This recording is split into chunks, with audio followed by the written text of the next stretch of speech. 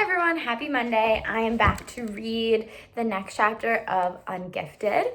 And in the last chapter, we heard from Noah. And Noah and all the other Academy kids were trying to figure out a way where they can help Donovan, because Donovan's going to get retested for the Academy. And they want to help Donovan. They really like Donovan now, and they want Donovan to stay in the Academy. And now we're going to hear from Donovan himself, and this is called Untested. So just reading the title, I'm kind of nervous if he is going to get tested, or maybe they're on means not, so maybe they're not going to test him anymore. I'm not sure. Let's read. Noah Euclid gave Daniel Sanderson a black eye at the dance on Friday night. It happened when Noah did that WrestleMania dive from the DJ speaker tower. Somehow he must have kicked Sanderson in the face with his mother's red leather boots. I'm sure it was an accident. Noah wouldn't hurt a fly. Technically, it was all my fault. I'm the only one who turned Noah onto YouTube, and that's where he discovered professional wrestling. I didn't feel bad, though, because Sanderson totally had it coming. My only regret was that Noah couldn't have gotten Nussbaum with the other foot. Trust me, I didn't hear any of this from the Daniels themselves. I told my parents and Katie that if those guys called or came by, I was officially not home. But why, Donnie? They're your best friends. I thought they were my friends when I showed them the robot, I replied. But then they went behind my back and wheeled it into the gym so 1,000 idiots could use it as a punching clown. What do you care about their robot? Katie challenged. I'm the driver, I argued. We're like the Lone Ranger and his horse. Her eyes narrowed. Any idiot can work a joystick. What else did you do on that project? Did you help build it? Part of it. She was unconvinced. What part? The exterior, I said stubbornly. You can't even make craft dinner, Katie accused. Where would you learn how to build a sophisticated piece of technology? It's not about the robot, it's about the Daniels, okay? I insisted. Those guys think they can treat the gifted kids like they don't measure up to humans. You can't push people around in front of a dozen chaperones, so they took it out on Tin Man. I'm not talking to them. Mom respected my wishes, but on Wednesday, Nussbaum took a picture of Sanderson's face on his cell phone and texted it to Katie. She'd always had a soft spot for the Daniels. If you can imagine Katie having a soft spot for anyone. Anyway, when she showed me the picture, I did a double take. Sanderson looked like he'd been hit by a train, not a half-pint YouTube obsessed genius. What a shiner. His eye wasn't just black. It was purple and yellow and green, and a few shades I didn't know the names of. Noah did that? My sister exclaimed in amazement. He comes across like a dork, but he's got killer moves. And his mom had killer footwear. In the end, my conscience won out, and I headed over to Sanderson's. If the Daniels were texting my sister, they were really angling for a visit, which meant they probably wanted to apologize. I guess I had to go over there and let them. Sanderson might have been suffering, but it hadn't stopped him from milking his injury for all it was worth. He had Deirdre and Heather over there holding his hand and refreezing ice packs for his poor eye. Nussbaum was on the scene too, limping a little just in case there was any sympathy spillover from the girls. If I thought I was going to get an apology, I was mistaken. Instead, everyone started talking about the night of the dance, and that bully. I swear, I had absolutely no idea who they were talking about. The only bullies in that gym had been the Daniels themselves. What bully? I finally asked. You know, said Sanderson, the one who hit me, the bodybuilder in the wrestler outfit. I was blown away. With the red boots? Sanderson gave me a beseeching look. He was determined to prove in front of the girls that he'd been brutalized by a huge monster, and he expected me to back him up. He picked the wrong person on the wrong day. Noah Euclid could lose a fight to a spider web. He's 6 inches shorter than you, and he weighs about as much as your cat. He's a black belt in Taekwondo, Deirdre spoke up. You guys in the academy may think you're special just because you're smart, but you can't go around punching people. This Noah delinquent should get kicked out of the school for what he did. I laughed. Noah? He couldn't get kicked out of the school for a murder. The Daniels stuck to their guns, though. Every time they mentioned Noah, he got bigger and meaner, and trained by a more secret paramilitary organization. As soon as the girls were gone, though, they offered a little remorse for kidnapping the robot, in a Daniel sort of way. Yeah, I guess it was kind of uncool, Nussbaum murmured, but you should have seen the look on your face. Totally worth it, agreed Sanderson. At least till that little ninja cold cocked me. And by the way, thanks for nothing for having my back with Deirdre and Heather a minute ago. I laughed mirthlessly. You'd better pray they'd never get a look at Noah close up. He'd better pray he'd never get a look at me, Sanderson promised darkly.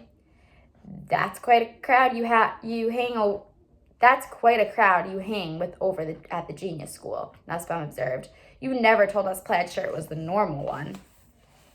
For some reason, that really got to me. A few of those kids are so smart that we're not even smart enough to understand how smart they are. So leave them alone and definitely leave their robot alone. We were just fooling around, Nussbaum mumbled. We used to know a kid who did stuff like that all the time, a kid named Donovan Curtis. I almost forgave them because they definitely had a point. What were a few bumps and scrapes on Tin Man compared to the wreckage I'd visited on the Hardcastle gym? They were the same old Daniels. I was the one who was different. Besides, with my big retest coming up, you had to figure I'd be back at Hardcastle Middle School before too long. I was going to need some friends there. I approached the upcoming testing the way a death row inmate approaches the date of his execution, reluctantly and with feet dragging. It was kind of touching how many of my robotics classmates offered to help me study, coach me. With the exception of Abigail, who was planning my failure, everyone seemed to be pulling for me. A lot of it might have been because of Katie, or because I was the best person to drive Tin Man at the robotics meet. But I like to think of some of it was because they accepted me as one of them, even though I was so far below them intellectually that I needed a telescope to see the soles of their shoes. Chloe offered to work with me at least 20 times. She was kind of offended that I kept blowing her off. I couldn't make her understand that it was nothing personal. I probably should have just come out and told her point blank that I had even less chance of comprehending what she knew than I had passing the test. When I finally caved and let her help me out with the math portion, she talked so far over my head that all I could hear was airy whispers. And every time she tried to dumb it down, it became a little bit harder to understand. When we were done, she looked at me in genuine alarm.